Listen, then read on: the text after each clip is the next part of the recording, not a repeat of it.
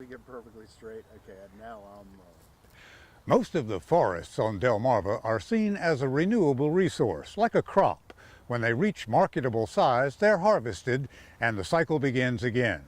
So we could easily lose sight of how majestic these creatures are when they reach their full maturity. Well, there's a group that's searching out and preserving these old-growth forests so that we can all enjoy them. The residents of Worcester County received a gift recently.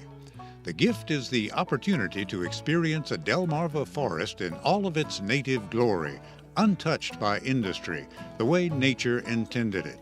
And today we're attending a dedication ceremony welcoming the 55-acre Cubler Payne Forest into the Old Growth Forest Network. Thank you. To get an idea as to how lucky we are, we'll be taking a tour of the newly dedicated forest with the founder and director of the network, author Joan Maloof. This forest is called the Cubler Payne Forest, and it's owned by the Nature Conservancy. And it's a forest that I love because it has all of the native diversity of our forests here. It has not been cut for a very, very long time, if at all. And I also have a surprise back here. My friend is climbing a tree. Really? Yeah, Andrew Jocelyn is his name. Okay. So Okay, I think well, we let's should go go back there and see him. I'm going to bring my water. Andrew lives in Massachusetts, and he's an amazing recreational tree climber. So somebody that climbs trees just for fun. There's a whole layer of ecosystem that's up there way up above the ground that has different creatures and different habitats, and the only way to learn about it is to get up there and look it over. The neat thing is that he's very conscious of not injuring or disturbing the tree or any of its near neighbors when he's doing it too. The Cubler Payne Forest lies along the banks of Nassawango Creek near Snow Hill, and visitors can explore this hidden treasure by hiking the mile-long prothonotary birding trail that weaves through this beautiful landscape. One of the things I like about an old-growth forest is the amount of overstory keeps the amount of undergrowth down. Exactly right. It's clear and easy walking in here. It's really neat. Because of the shade. Also a little bit because of the deer.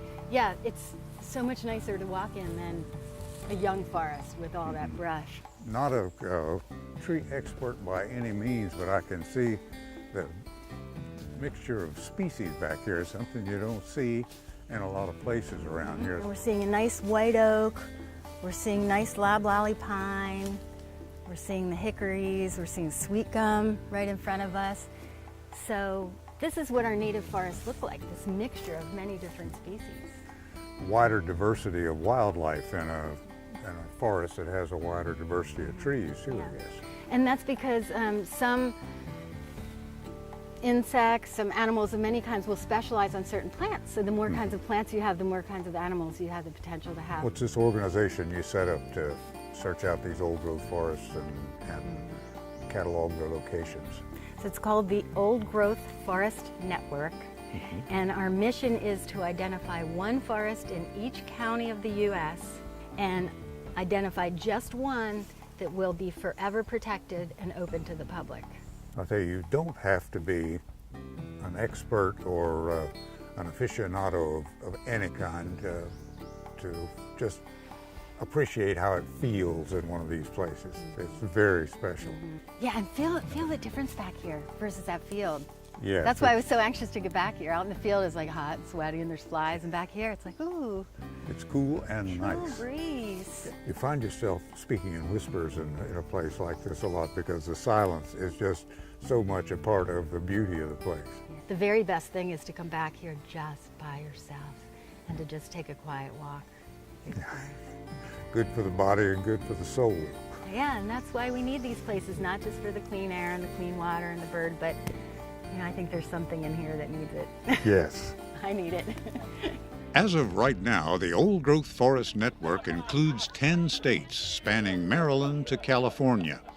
The goal is to eventually have an old-growth forest in all 50 states so that future generations will have a chance to enjoy the beauty of untouched native habitat, the way Mother Nature intended it.